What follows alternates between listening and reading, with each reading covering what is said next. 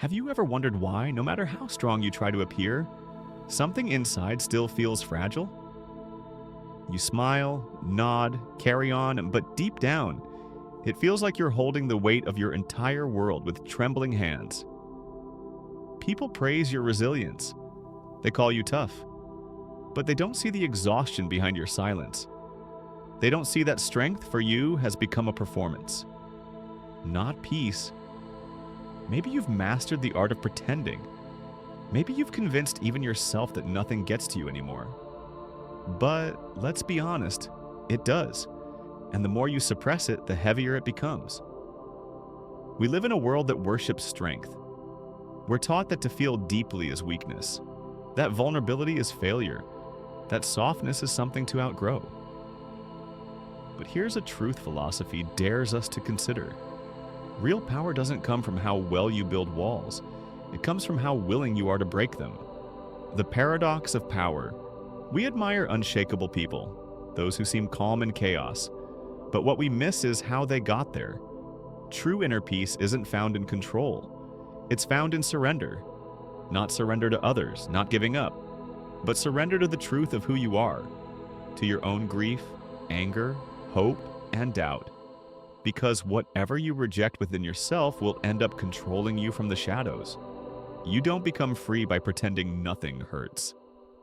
You become free when nothing inside you has to stay hidden anymore. Why we avoid ourselves. The modern world is fast, loud, full of noise. We scroll, distract, escape.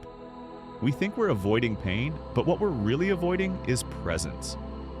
Because to sit with yourself, with no mask, no performance, means facing things you've buried for years.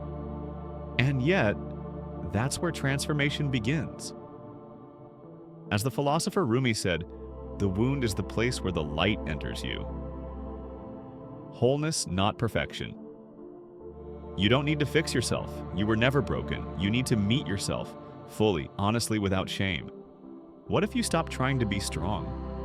What if you became whole instead? Wholeness means holding both your confidence and your fear, your clarity and your confusion, your joy and your grief. To feel deeply and not run. That is not weakness, that is courage. The strength to be real. The most powerful people you'll ever meet are not the loudest in the room. They're the ones who have looked themselves in the mirror and made peace with what they saw. They are not fearless. They are intimate with fear. And still, they choose to show up. So ask yourself, what would your life look like if you stopped resisting who you are?